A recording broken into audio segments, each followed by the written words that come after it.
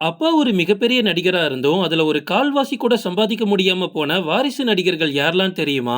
லிஸ்ட்ல நம்ம ஃபர்ஸ்ட் பார்க்க போறது சக்தி. நம்ம தமிழ் சினிமாவுக்கு சேதுபதி ஐபிஎஸ், சின்னத்தம்பி, சந்திரமுகி மாதிரியான பல தரமான வெற்றி படங்களை கொடுத்தவர் தான் டைரக்டர் பி வாசு. அவரோட மகன் தான் இந்த நடிகர் சக்தி. இவர் சின்னத்தம்பி படத்துல ஒரு குழந்தை நட்சத்திரமா அறிமுகமாகியிருப்பாரு. அதுக்கப்புறமா பல வருஷங்கள் கழிச்சு தொட்டால் பூ மலரும் அப்படின்ற படத்தின் மூலமா ஒரு ஹீரோவா நம்ம தமிழ் சினிமாக்குள்ள அறிமுகமாகிறாரு. ஆரம்பத்திலேயே ஒரு நல்ல அறிமுகம் இவருக்கு கிடைக்குது. பி வாசுவோட மகன் அப்படின்றதுனால நிறைய ப்ரொடக்ஷன் கம்பெனி மூலமா இவருக்கு வாய்ப்பு கிடைச்சிச்சு.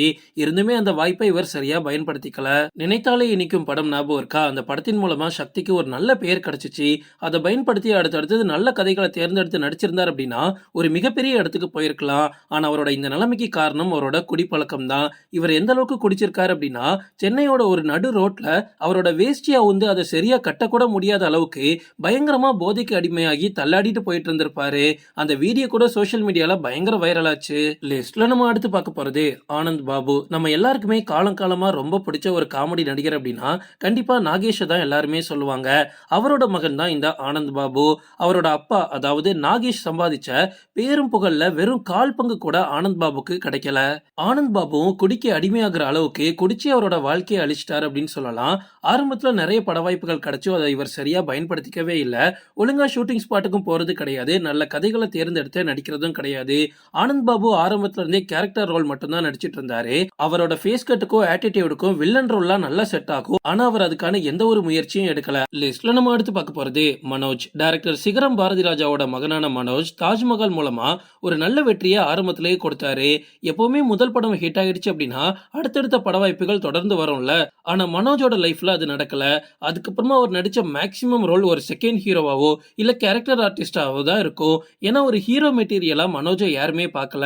அதுக்கப்புறமா பல வருஷங்களா எந்த ஒரு பட வாய்ப்பும் இல்லாம தான் இருந்தாரு. ஏதாவது ஒரு கிராமத்து சப்ஜெக்ட் படம் வந்துச்சு அப்படின்னா அப்பப்போ கூப்பிட்டு வாய்ப்பு கொடுப்பாங்க.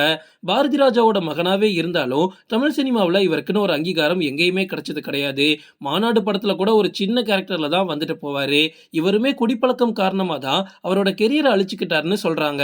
லிஸ்ட்ல நம்ம அடுத்து பார்க்க போறது கௌதம் கார்த்திக். தமிழ் சினிமாவோட நவரச நாயகன் கார்த்திக்கோட மகனான கௌதம் கார்த்திக் டைரக்டர் மணிரத்னம் இயக்கிய கடல் படத்தின் மூலமா தமிழ் சினிமாக்குள்ள ஹீரோவா அறிமுகமாகிறாரு. மணிரத்னம் மாதிரியான ஒரு டைரக்டர் ஒரு ஹீரோவோட முதல் படத்தை டைரக்ட் பண்றதுக்கெல்லாம் அவர் கண்டிப்பா கொடுத்து வச்சிருக்கணும். அப்பேற்பட்ட வாய்ப்பு கௌதம் கார்த்திக்கு கிடைச்சுமே அதை அவர் சரியா பயன்படுத்திக்கல அப்படின்னு தான் சொல்லியாகணும். நவரச நாயகன் கார்த்திகை பார்த்திருக்கீங்கல்ல, ஆரம்பத்துல ரஜினி, கமல், விஜயகாந்த் எல்லாருமே பீக்ல இருக்கும்போது அவங்களுக்கே டஃப் கொடுத்து 100 நாள் படத்தை ஓட்டுனவர் தான் நம்ம கார்த்திக். ஆனா அதுல வெறும் கால்வாசி கூட கௌதம் கார்த்திக் பண்ணல அப்படின்னு தான் நான் சொல்லுவேன். ஒரு நல்ல அறிமுகம் நம்ம தமிழ் சினிமாவில் கிடைச்சுமே அதை அவரால் தக்க வச்சுக்க முடியல.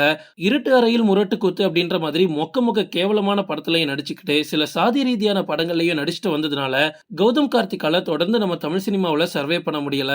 லிஸ்ட்ல நம்ம அடுத்து பார்க்க போறது ஹம்ஷவர்தன். ஃபேமஸ் நடிகரான ரவிச்சந்திரனோட மகனா ஹம்ஷவர்தன் சில படங்கள்ல மட்டுமே நடிச்சிருக்காரு.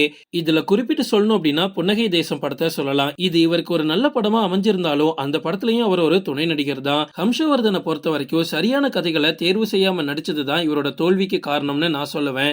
சரியான கதைகளை தேர்ந்தெடுத்து நடிச்சிருந்தாரு அப்படின்னா இனிமே ஒரு ஃபேமஸான நடிகரா வலம் வந்திருக்கலாம். ஓகே ஃப்ரெண்ட்ஸ், இதோட நான் இந்த வீடியோ முடிச்சுக்கிறேன். இன்னொரு இன்ட்ரெஸ்டிங்கான வீடியோல நம்ம சந்திக்கலாம். Stay tuned.